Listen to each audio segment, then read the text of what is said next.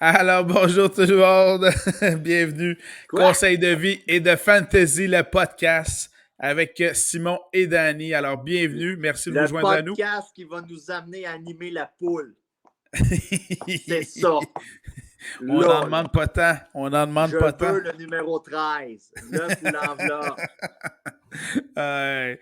On a Peut-être pour... Denise de Saint-Eustache. Présentez-nous votre mari, Denise. C'est le petit C'est gros mon qui est amant. assis dans la première rangée. Et... C'est Voilà, mon amant. exactement. Mon mari n'était pas disponible pour venir ce soir. Ah, ça, c'est bon. Mais donc, bienvenue à ce podcast de fantasy football, de pool de football. On est deux malades, deux passionnés de la poule. football et de la poule également aussi. Et voilà. Et puis, aujourd'hui, on aura le plaisir de vous présenter les meilleurs joueurs à cibler pour vos repêchages de pool de football. Et dans ce cas-ci, ça va être entre autres pour la division Est de la conférence américaine. Et dans cette division Est de la conférence américaine, on retrouve 4 équipes. Bills de Buffalo, Dolphins de Miami, Patriots de la Nouvelle-Angleterre et les Jets de New York. Ce que j'aimerais, Danny, si tu peux nous mentionner les changements importants pour chacune des équipes. On commence par laquelle? On va commencer par les Bills. On va Les y aller avec... Bills. Ouais, ben, on se débarrasse tout de suite de ce qu'il y a à dire. Puis après ça, on comptera notre week-end. Mais effectivement, pas mal d'éléments à mentionner au niveau des Bills du fantasy football. Quels sont les changements importants qu'il y a eu avec les Bills dans l'entre-saison? Fiche de 13-3 l'an dernier, ça a été une excellente saison pour les Bills. Les gros changements. John Brown est parti. Tu as Tyler Croft qui est parti. Puis, écoutez, le côté fantasy, c'est pas mal dans ce qu'on est concerné. Des additions pour contrer ça. On a été chercher Emmanuel Sanders des Saints et Jacob Hollister. Et on a surtout me demandais si tu allais en parler. Oui, hein? je te regarde aller, mais je te laisse aller. On a été chercher un remplaçant pour Josh Allen s'il se blesse. Voilà. Là, c'est le bout que Mitchell Trubisky. Je vais avoir de l'air illuminé. Mais je crois que c'est un système qui peut fitter pour Mitch. En cas de blessure, on arrête ça là. C'est tout. J'ai voilà, dit... voilà. Les Bills étant quand même très différents des Bears de Chicago, là où était Trubisky. Il ne va pas mettre Nagy pour le scraper. Mais bon. Et si on y allait avec les joueurs qui sont notables, qu'on pourrait donc repêcher dans nos pools de football? On commence-tu par l'éléphant dans la pièce? OK, vas-y. Les running backs. Bon, OK, on en parle tout de suite. Regarde, on se débarrasse de ça. Là. Les fameux porteurs de ballon des Bills. Ouais. Qu'est-ce que ça te dit, toi? Je pensais que j'allais parler de COVID. J'étais pas loin de ça aussi. Que j'allais parler de vaccination, de COVID, de Beasley. On garde ça pour tantôt. Okay, on parle des running backs. D'accord. Qu'est-ce que tu en penses? Running backs. Ben, écoute, en partant, l'année passée, tu as en fait 2 porteurs de ballon qui sont principalement séparés le boulot. Devin Singletary qui a joué les 16 matchs, mais qui a seulement amassé un peu plus de 600 verges au sol. Une présence de corps. Il était présent de corps. Oui, avec 2 touchés seulement. Et on a également Zach Moss qui a joué 13 matchs et qui a amassé pour plus de 480 verges, 4 touchés. Puis sinon, le 3e meilleur porteur de ballon de l'équipe, c'est le carrière Josh Allen, qui a presque autant de verges que Zach Moss. Donc, c'est le 3e avec le plus de verges, mais on va se le dire, c'est le meilleur running back du club. Oui, puis techniquement, à lui tout seul, Josh Allen, au sol, il a plus de touchés combinés que Singletary et Moss ensemble. Oui. Donc, bref. Tu fais quoi avec ça, toi? Ben, Moi, je fais rien avec ça parce que j'en repêche aucun. Mais toi, qu'est-ce que tu fais avec ça? Toi, tu aimes ça aller chercher des gars de même. Toi, tu serais du genre 12e ronde. Ben, même avant ça, ça va partir. Zach Moss, ça va partir en 5e, 6e ronde. Ben, je te dirais que ces deux joueurs-là, c'est exactement le genre de joueurs que tu aimes voir repêchés par les autres participants du pool. Donc, s'ils sont Toi, tu as besoin de partis, ça des fois pour t'empêcher de repêcher le joueur. oui, pour m'empêcher de faire une niaiserie dans mon repêchage, j'ai besoin que d'autres les prennent avant moi. Et j'espère cette année, encore une fois, que ce sera le cas, notamment pour ces deux porteurs de ballon que je ne veux pas retrouver dans mon équipe parce que je ne vois pas de potentiel, même à 3, à 4 ou à 5 porteurs de ballon dans nos ligues, tout dépendant de la ligue. Je n'en vois pas l'intérêt, les stats. Et surtout, on sait très bien que Josh Allen va pitcher le ballon à bras ouverts à Diggs et autres. Donc, non, ça ne m'intéresse pas d'aller chercher ces running backs-là. C'est à ce point-là, je les rends même pas dans mon top 30. Pour les gens désespérés qui devront repêcher un joueur des Bills au poste de running back, quel genre d'utilisation tu vois? Tu vois du 50-50, du 60-40, du Ce que, 70-30? ce que j'ai lu là-dessus, contrairement aux stats de l'année passée, Zach Moss sera en avance sur Singletary. Donc, si j'ai à prioriser un de ceux-là parce que je suis dans la chenoute, ben, j'aurais tendance à prendre Zach Moss comme running back. Mais ceci étant dit, j'essaie quand même d'éviter si possible. Fait que Parce ça, qu'on va se l'éléphant. le dire, Singletary avait l'occasion l'an passé de prendre l'option sur le poste de premier running back du club, puis il a fait tout le contraire. Exactement en plein ça. Puis ça a été vraiment l'inverse là, à ce niveau-là. Fait que ça, non, je suis. Allons pas dans cette direction-là finalement. Si on s'en tient au receveur de passe des Bills. On a Donc, où on. abordé un peu le sujet rapidement en parlant de Josh Allen. C'est un top 3. Il y a même une possibilité qu'il finisse avec le corps arrière, à être le corps arrière avec le plus de points à la fin de la saison fantasy. As-tu d'autres choses à dire? Non, Josh Allen, effectivement, fait partie de mon top 3 des carrières. Si vous avez une chance de le repêcher, encore une fois, faut relativiser les choses. Dans un pool de football, en fantasy football, quand vous n'avez aucun joueur protégé, que vous devez construire votre équipe du début, donc partir de zéro, les carrières sont rarement ceux qui sont pris en première et même en deuxième ronde. Donc, faites juste À attention à moins ça. que ce À soit une moins. ligue en super flex. C'est vrai. Josh Allen va sortir avec Patrick Mahomes facilement en première ronde et même certains vont se permettre de repêcher la mort aussi. Oui, quand tu es en mesure d'habiller dans ton alignement un carrière plus un super flex qui peut être un autre carrière. Donc là, effectivement, ça devient extrêmement payant d'avoir donc plusieurs bons carrières dans ton alignement à ce moment-là. Parce que ton corps arrière, pour ceux qui sont plus débutants dans la matière, ton corps arrière va être payant avec son bras et ses jambes. Et on va se le dire, à une ou deux verges de la zone de but, bien souvent, le gars va aller chercher ton 6 points. Et si tu as le malheur d'affronter quelqu'un qui a Diggs, c'est très payant parce que tu fais 6 points et lui, il n'en fait aucun. Au lieu du fameux Exactement. 4. Parlant de Stefan Diggs, il a connu une saison incroyable en 2016. Oui. On parle de 1535 verges, 127 attrapés. C'est quoi? C'est 8 touchés. Tu vois sa saison 2021 de quelle façon? Je vois une saison semblable à moins de blessures.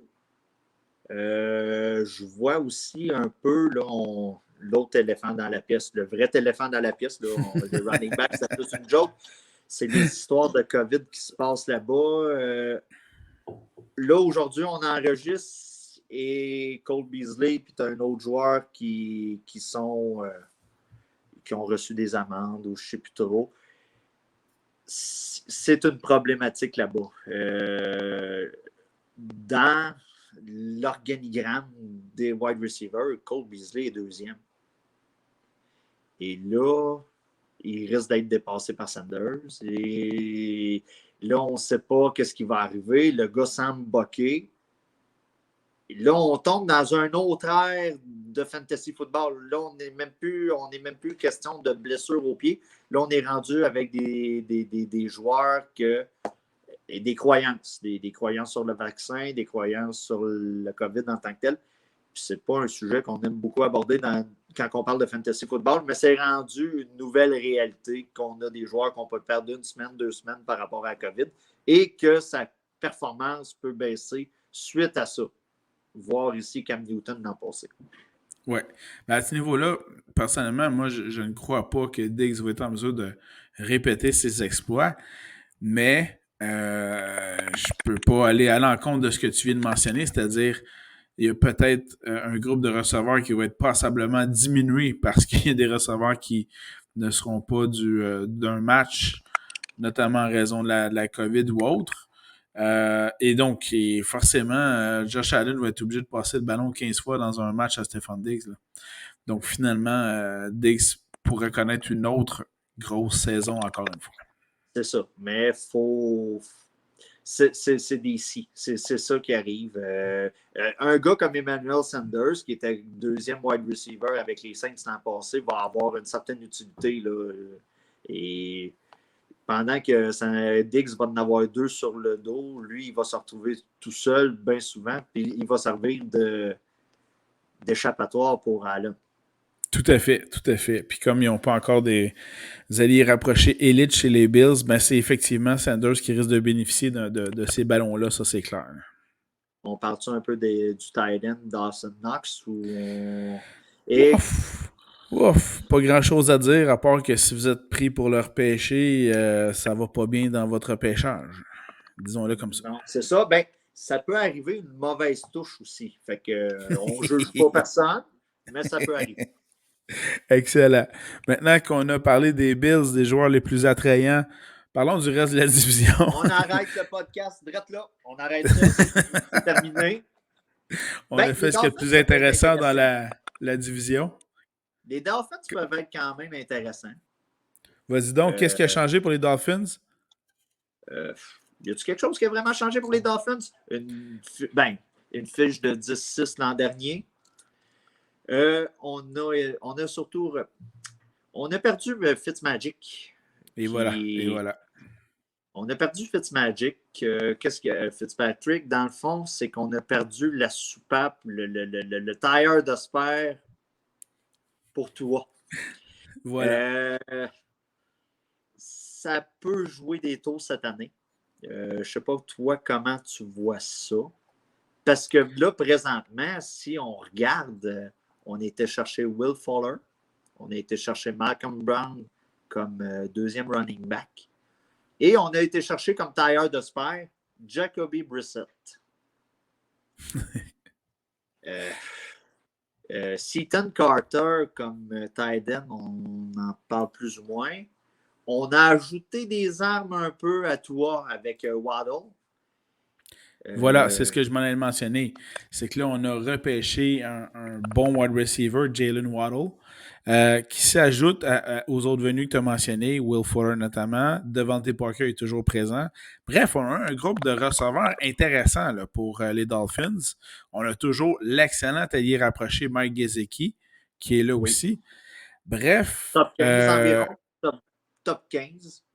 Oui, donc lui, c'est un allié rapproché dont ça vaut la peine de parler. Là. Donc, effectivement, dans ce cas-ci, si vous avez une chance de repêcher Gesicki, certains, comme deuxième allié rapproché dans votre équipe, certains le voient dans un top 10, 12, à la limite 15. Mais bref, Gesicki va assurément faire partie des alliés rapprochés qui vont être repêchés dans votre ligue, ça c'est sûr.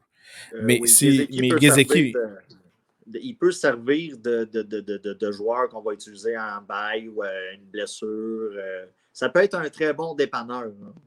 Exactement. Mais surtout, ça vient compléter un groupe de receveurs de passe qui s'en vient passablement bien nanti là, pour les Dolphins. Le seul problème, comme tu l'as mentionné, on a perdu la soupape, on a perdu Fitzpatrick. Donc, Tua, dont je ne prononcerai pas le nom de famille, le carrière... Ah, merci. Tagovailoa. C'est pour ça que je vais te le laisser. Donc, le Aujourd'hui, carrière c'est des fini. Dolphins, tu vois, c'est son make or break qu'on appelle. Donc, c'est sa saison charnière, même si c'est sa deuxième saison en soi, ce qui est très jeune dans sa carrière, mais plusieurs mettent déjà en doute sa motion, etc. C'est pas évident du côté, tu vois, l'année passée, là, en 10 parties, il a lancé pour 1800 verges. C'est quand même pas les gros chars. Fait qu'en termes de fantasy football, encore là, c'est pas un joueur que vous allez cibler rapidement. Ça peut être un joueur que vous allez cibler comme votre deuxième ou troisième corps arrière qui va compléter votre équipe. Plus 3. Ouais, voilà. Puis, donc, pas tout de suite pour ce qui est du carrière des Dolphins. Gardez-vous une petite gêne de ce côté-là. Euh, Parlant des Dolphins, c'est toujours une autre position que j'aimerais bien couvrir avec toi, c'est celle des porteurs de ballon. Oui. On a, entre autres, un certain Myles Gaskin. Les avis des experts sont assez partagés là-dessus. Il y en a quelques-uns qui le voient dans un top 15, top 20 de la ligue. D'autres qu'on est plus dans un top 30-35. C'est assez disparate là-dessus. Toi, tu le vois où là-dessus? Moi, je le vois plus top 20 que top 15. Je vois un gars qui peut être ton deuxième running back. Il ne faut pas que ce soit ton premier, sinon tu es en problématique. Oui, tout à fait. C'est un gars qui va beaucoup dépendre de l'efficacité de toi durant la saison. Si ça devient prévisible que toi va tout le temps envoyer le ballon en arrière, ça ne l'aidera pas. Puisqu'on parle de toi, les wide receivers vont beaucoup dépendre de toi. Ça a été beaucoup en dents de scie. Pour certains, ça a été une certaine déception là, dans les Dynasties l'an passé. Moi, je recommande toi, si j'allais le recommander dans une ligue avec un super flex, ça peut être un bon dépanneur comme deuxième QB. Oui, tout à fait. On peut se le dire, avec quand même un peu d'upside, il pourrait surprendre quand même. On a tendance à l'oublier un peu, à le prendre pour acquis que ça va être moyen, mais il pourrait surprendre. Puis, je fais juste revenir rapidement sur Myles Gaskin, le porteur de ballon. Très important. La plupart des ligues de pool de football maintenant en fantasy sont des ligues PPR, des points par réception. Ouais. Et tant mieux dans le cas de Gaskin. Parce que l'année passée, Miles a eu une saison, il a joué 10 matchs dans la saison. On parle de 584 verges au sol, ce qui est pas les gros chars, ce qui est adéquat, mais quand même. Mais c'est surtout, entre autres, ses passes captées, où là, c'est très intéressant. On parle de 41 réceptions pour presque 400 verges de gain. Là. Donc, ça, c'est beaucoup. À ce niveau-là, j'aurais donc tendance effectivement à le prendre dans un top 20 au niveau de la ligue, au niveau des porteurs de ballon, parce que justement, la plupart des ligues, dont celles que j'utilise, sont en points par réception. Donc, c'est plus payant dans ce cas-ci d'avoir Gaskin. Oui, puis on s'attend à ce que toi ne lance pas des passes de 40 verges. Donc, le running back va être très utile des petites passes courtes. C'est très payant. Tout à fait. On le disait dans un podcast antérieur. Une passe d'un point équivaut à 10 verges courues. Fait que c'est vraiment payant les passes. C'est pour ça que des running backs qui attrapent beaucoup le ballon sont vraiment payants et sont recherchés. Ah, ça, c'est clair de ce côté-là.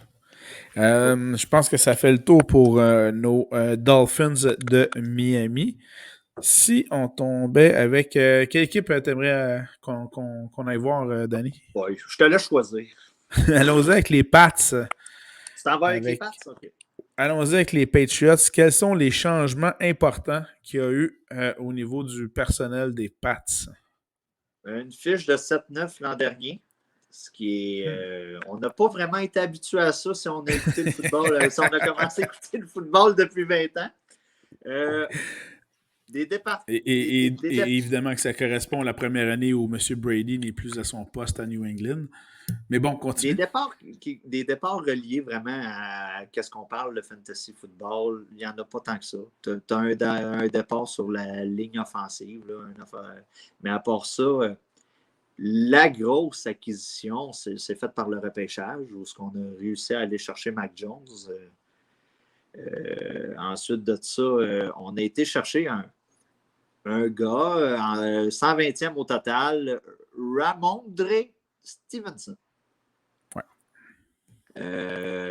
Toi, qu'est-ce que tu en penses? Moi, je pense pas qu'on va le voir dans le coin.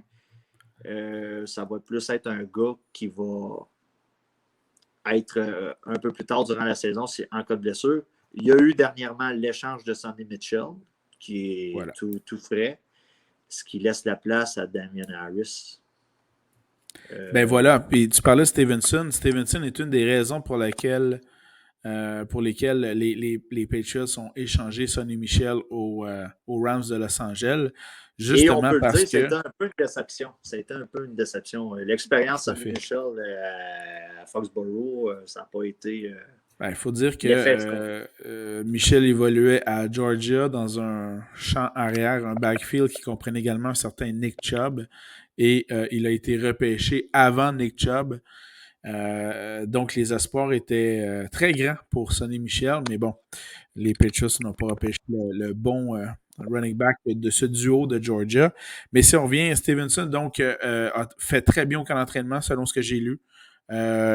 Ça explique entre autres l'échange de Michel, mais ça ouvre la porte grandement ouverte à Damien Harris pour le poste de numéro 1. Et là, le problème, et c'est peut-être juste moi qui ai une vision comme celle-là, mais je fais rarement confiance à des porteurs de ballon des Patriots avec Bill Belichick, puisque une semaine, il peut faire jouer, il peut donner 20 portées à Damien Harris. La semaine suivante, c'est 15 passes à James White. Et ensuite, il reviendrait avec Stevenson pour 15 portées après. Donc, est-ce qu'on parle de Rex Burkett les autres années précédentes? Voilà, exactement. Qui venait scraper, exactement. Beaucoup de DraftKings puis tout ça. Tout à fait. Mais bon, ça demeure que l'échange de Michel ouvre la porte à Harris. Ceci étant dit, Damien Harris des Pats, je ne le repêcherai pas rapidement non plus. J'attendrai qu'il tombe à moi dans des rondes assez lointaines. 7, 8, 9, 10e ronde, comme mon 3e, voire mon 4e porteur de ballon. Et là, je trouverais qu'il y a une bonne valeur à ce moment-là. Oui, mais il ne faut pas oublier que passer certaines rondes, le volume est très important, puis on va rechercher le volume, la quantité de ballons transportés, puis tout ça. Et Damien Harris va tomber une excellente option dans cette optique-là, mais vous avez toujours dans les pattes un certain James White qui va recevoir des passes, qui est toujours payant, que vous pouvez toujours utiliser dans un flex à chaque semaine, pour ainsi dire. Et il ne faut pas oublier, tout dépendant si Cam joue. Là est la question. Joue pas, ça peut jouer sur la productivité de certains running backs. Voilà. Ben, venons-en à cette question-là. Quel carrière débute la saison et surtout quelle carrière va terminer la saison pour les Pats? Ben, je crois que la question est plus simple. C'est la plus simple. Dans le fond, je crois que Cam va commencer la saison. OK. Maximum 3 matchs. Puis on va passer à Mac Jones. OK. Ben, on s'entend sur le fait que... S'il gagne ses 3 premiers matchs... C'est rare que Belichick enlève un corps qui gagne, ça c'est clair. Oh, c'est ça. Mais le camp d'entraînement, c'est plus ou moins bien passé pour Cam. On peut le dire. Je ne sais pas si tu as vu les mêmes images que moi, hein, mais c'est affreux, là, les passes de Cam qui n'atteignent même pas les joueurs de numéro, en fait, qui sont même pas attrapables pour les joueurs ne peuvent même pas attraper ces passes. Alors que là, tu remontes, tu vois dans la même séquence, c'est au tour de Mac Jones et qui lui lance des dards dans les numéros. À date, la compétition, si on prend seulement le camp d'entraînement, Mac Jones l'emporte haut la main. Oui, présentement, c'est un peu un one-way de ce côté-là. Mais tu sais, on ne sait jamais. Belichick, c'est un mastermind. Il y a peut-être déjà une stratégie bien. Mais Cam, on a tous été un peu surpris qu'il ait re-signé à nouveau. Oui, tout à fait. Il faut se le dire. Mais dans ce cas-ci, je te pose la question, Fantasy Football, est-ce que tu repêches Cam Newton? Non. Non. Et est-ce C'était que tu mieux repêches Mac Jones? un choix lointain, un genre de choix de 14, 15e ronde, puis sélectionner Mac Jones, voir qu'est-ce qui arrive, puis à la limite m'en servir comme monnaie d'échange. OK. Puis Mac Jones, tu le repêches? Je le repêcherais, mais très loin. OK. Fait que s'il vient à Très toi, loin. la même stratégie que les Pats ont utilisée à leur propre repêchage, finalement. Ouais, mais pas en première ronde, genre. Ouais. Ça, c'est clair. On a des receveurs de passe au niveau des Patriots, mais est-ce qu'il y a un de ces receveurs-là qui a une valeur en termes de fantasy football? Ben, on a basé beaucoup la stratégie par rapport au tight end. On a été chercher, Et voilà, exactement. Johnny Smith, on a été chercher Hunter Henry, qui est blessé. Les deux sont blessés, soit dit en passant. Oui, mais moi, je m'attends à avoir une plus grande production parce qu'on parle de tight end. Allez pas repêcher deux. Moi, je m'attends à une petite descente en frais de performance d'Hunter Henry. Je m'attends plus à ce qu'il bloque, qu'il reçoive des passes. Okay. Johnny Smith, je le vois top 15. OK. Pour être honnête. Borderline, peut-être top 10 s'il développe une chimie. Si Cam est là, il va surtout vouloir viser proche. Et là, le tight end va être vraiment utilisé souvent. Oui. À ce niveau-là, c'est sûr que la blessure que subit Hunter Henry, bon, c'est dommage pour son rang de repêchage dans nos poules de football. Ceci étant dit, pour simplement le jeu des Pats, j'espère qu'ils vont pouvoir, que Belichick va pouvoir revenir à des systèmes de jeu offensifs qui, comme à l'époque, incluaient deux excellents alliés rapprochés en même temps sur le terrain. Parce que je pense que c'est les meilleures armes offensives pour attraper des ballons chez les Pats. Il y en a un qui a une série Netflix. Un de ces tight ends-là. Je pense que ça a mal fini, son histoire. Oui, un certain Aaron, mais c'est pas le même nom de famille. Party Boy. Voilà. Alors, c'est bon. Ben, on s'entend là-dessus. Effectivement, donc, les alliés rapprochés sont à surveiller du côté de New England. À quel moment de la saison fera son entrée Mac Jones, c'est à voir. Damien Harris. Combien de matchs? Toi, tu as dit 3. Moi, je vais avec 6. Belichick est conservateur. Le bail, il est quand? Je vais te dire ça tout de suite. Mais Belichick est souvent conservateur avec ses choix là-dessus. Donc, ouais. Tu vois, c'est la dernière semaine des bails pour ce qui est des Pats, c'est la 14e semaine. Donc, il ne se rendra pas là. C'est sûr que Cam Newton ne se rend pas la 14e semaine, ça c'est clair. Mais donc, bref, très peu de joueurs des Pats à surveiller en termes de fantasy football et donc à repêcher aussi. Mais bon, soyez au courant et surtout faites-vous une stratégie des joueurs que vous ciblez avant même votre repêchage, puis que vous allez constater qu'il n'y en a pas tant que ça des Patriots de cette manière. Rapidement comme ça, Mac Jones a un choix très lointain. Très, très, très lointain. Dépensez pas un choix de 12e ronde pour lui. À moins que vous soyez dans un superflex. Là, ça, c'est une autre réalité qui n'est pas celle d'un 10 équipes avec où ce que tu habilles seulement un corps arrière. Ensuite de ça, tu as Damien Harris, comme on disait tantôt, et Johnny Smith. Et peut-être. À la limite, Hunter Henry. C'est ça. C'est pas mal là-dedans que ça se tient. Ça fait pas mal le tour pour ce qui est des Pats. Et terminons la division Est de la conférence américaine avec les Jets de Question New York. Combien de victoires l'an passé les Jets? Oui, c'est vrai. Combien? Je pense qu'il y en avait eu 2. Bravo. Combien de points par match en moyenne ont été comptés par les Jets l'an dernier? J'y vais avec 18.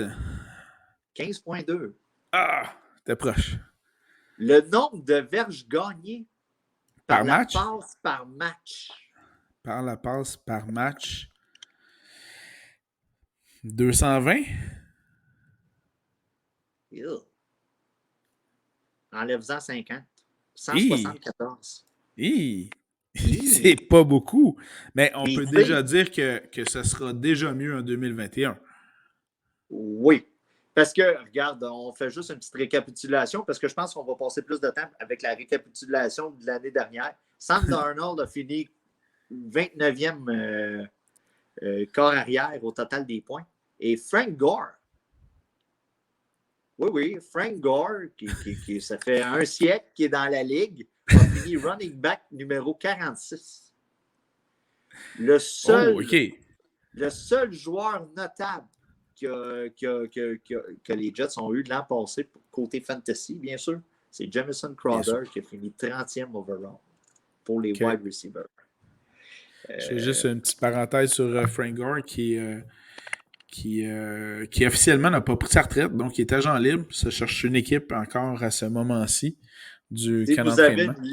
Si vous avez une ligue de frisbee, là, football frisbee là, ou de flag, là, c'est le temps de l'appeler. Je pense qu'on est rendu là avec Frank Gore. C'est excellent, ça. Sinon, au niveau des nouveaux venus chez les Jets, ça ressemble à quoi? Juste, on va parler de départ, parce qu'il y a quand même une pièce maîtresse, un joueur qu'on a mis beaucoup de capital de repêchage, Sam Darnold, qui est parti. Ensuite de ça, un autre vers joueur... les Panthers de la Caroline. Il y a quand même un autre joueur notable. C'est sûr qu'on semble l'oublier avec les années parce qu'il est pas avec les Ravens et tout ça, puis il a été remplacé par Lamar, mais c'est Joe Flacco qui est parti des Jets. On a remplacé tous ces. On a fait on s'est quand même grillé en frais de wide receiver. On a été chercher Corey Davis, Keenan Cole. On a été chercher Tyler Croft aussi au poste de tight end. Ouais. Et on a été chercher Tevin Coleman au poste de running back sur le marché des joueurs autonomes. Et là, on parle du repêchage. On a été chercher Zach Wilson. On a été chercher Elijah Moore et Michael Carter, 107e au total au poste de running back. Oh, on tombe dans le jeu, j'aime ça. Commençons par Zach Wilson, écoute, le corps arrière. Zach Wilson. On est passé d'une année à l'autre. C'est comme si on avait une petite aile de poulet, puis là, on vient de tomber dans la poitrine. Ça, c'est clair. Ça, c'est clair. Puis, si on en croit les propos de Tony Romo, qui mentionnait à propos de Zach Wilson, ce gars-là pourrait connaître une carrière très, très prodigieuse. Et il nous mettait en garde face aux réalisations que pourrait faire Wilson et qui pourrait nous surprendre grandement. Donc, déjà là, ça, c'est bien parti. C'est le carrière recrue qui a eu les meilleures stats de la pré-saison jusqu'à maintenant au camp d'entraînement. Parmi tous les carrières recrues aussi. Je sais que c'est de la pré-saison. Tu ne joues pas toujours contre la meilleure défensive de l'autre équipe. J'en conviens. Mais quand même, c'est intéressant pour ça. C'est ça.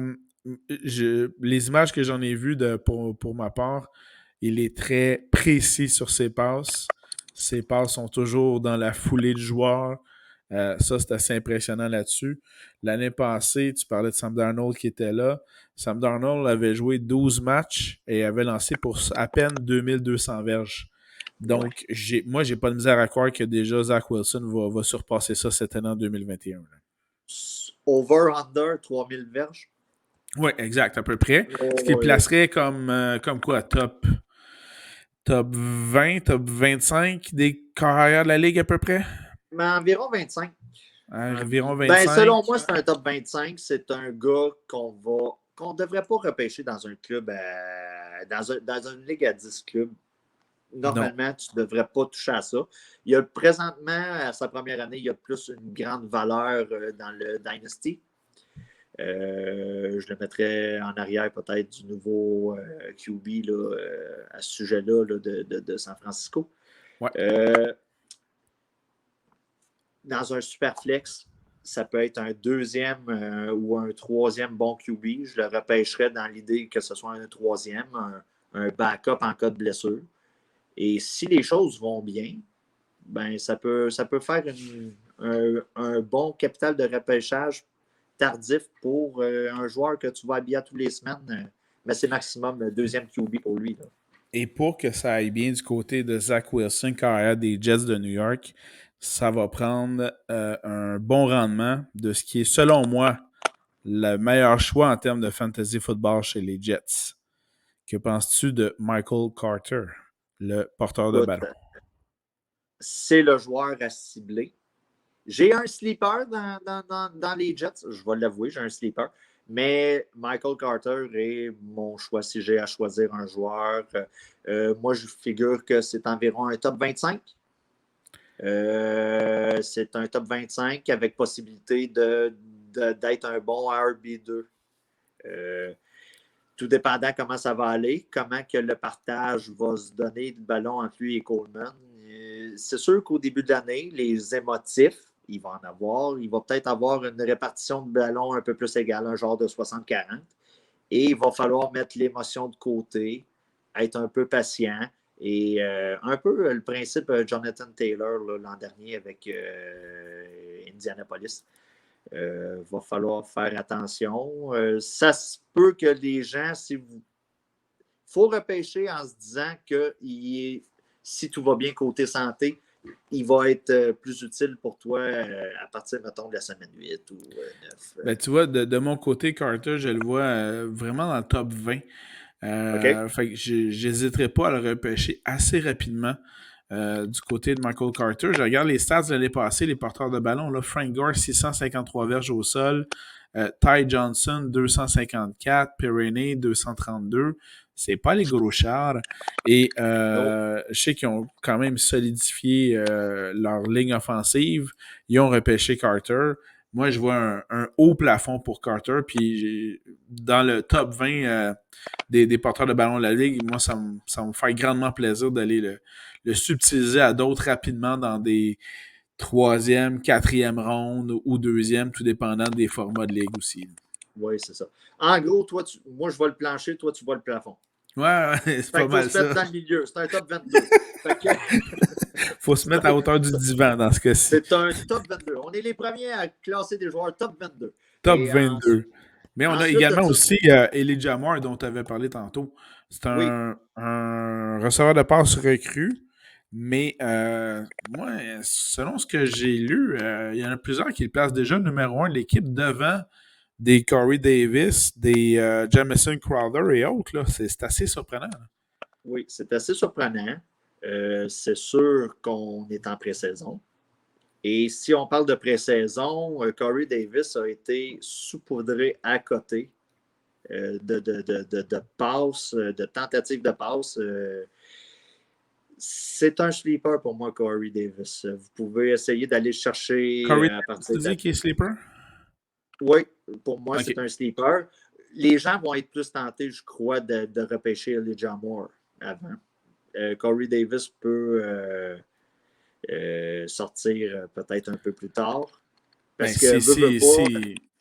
si tu arrives à repêcher Corey Davis comme ton quatrième receveur de passe, t'es quand même bien heureux là, de ce côté-là. Ben, c'est pour ça, là, c'est pour ça. Moi, je crois que la valeur n'a pas fini de monter pour Elijah Moore. Je crois que ça va l'amener à être mieux ranké par rapport à Corey Davis. C'est pour ça que je mets Corey Davis un peu plus comme un sleeper. C'est sûr que ça fait drôle dit à ce moment-ci là, de la pré-saison, mais j'imagine qu'avec le temps, d'ici le début de la saison, on va en parler un peu plus, on va montrer plus de tape et la valeur de Elijah Moore va monter un peu Exact. plus. Je fais juste un petit parenthèse sur les défensives en termes de fantasy football dans cette Oui, division-là. Euh, à partir du repêchage qu'il y a eu au mois d'avril dernier, j'avais tendance à placer de bons espoirs dans la défensive des Jets. Mais là, depuis une semaine et demie, il y a une hécatombe. C'est 3 à 4 joueurs de ligne défensive et ouais, ou les secondaires qui viennent de se blesser pour le reste de la saison au niveau des Jets. Donc, on oublie leur défensive de ce côté-là. Les Dolphins ont amélioré leur défensive. Donc, oui, je pense que le rendement peut être intéressant de ce côté-là. Et oui. bien évidemment, celle des Bills qui ont à la fois amélioré leur défensive, mais on sait que l'offensive passe beaucoup de temps sur le terrain. Donc, ça fait en sorte que le rendement de la défensive est encore plus grand dans ce cas-ci. Là. Oui, c'est ça. En gros, si on a un conseil à donner aux gens, c'est de surtout piger dans les Bills. On recherche plus de la valeur dans les rondes lointaines avec les autres clubs. Il y a de très bons joueurs. On vient d'en parler de Michael Carter, qui peut être un excellent choix de repêchage quand on va tout analyser ça à la fin de la saison. Mais c'est juste un moment donné, on fait des points fantasy quand le club fait des points. Fait que, Et voilà. c'est ça. Voilà. Fait que, c'est pour ça qu'on a tendance à viser beaucoup les Bills, les Chiefs et des clubs comme ça. Bon, ben super ça.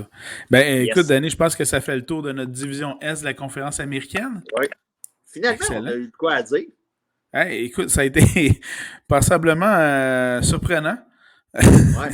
Parce qu'avec, bon, on a passé les Bills et après ça, on a quand même eu des joueurs intéressants à cibler en termes de fantasy football. Évidemment, ils n'étaient pas légion, là, ça c'est clair, mais on en On a avait parlé des quelques-uns Jets quand 10 même. minutes. On a parlé des Jets pendant 10 minutes. Ça doit être. On n'a même pas parlé en plus de la blonde de Zach Wilson aussi, ses médias sociaux. Là, fait que... Sa mère, c'est-tu sa mère, lui? En fait, sa mère, mère c'est et une sa blonde, c'est assez impressionnant sur les médias sociaux. Sa mère. Mais ça, voilà. Attends, je m'en vais pitonner. Ouais, conseil de vie, allez voir les médias sociaux de Zach Ouais. Wilson. Voilà, Oui, c'était le oui, conseil oui, de vie oui. pour ce soir. Oui, on avait fait un saut au draft, hein? On se l'était dit. C'était assez impressionnant. Oui, Ben, oui. sur ça, un grand merci, Des Danny, beaux pour ce repas de podcast. famille. Des très beaux repas de famille. Merci encore à toi, puis on se reprend pour une prochaine Yes. division. Je m'en Bonne vais soirée tout le pitonner monde. ça, là. C'est bon, salut. Salut.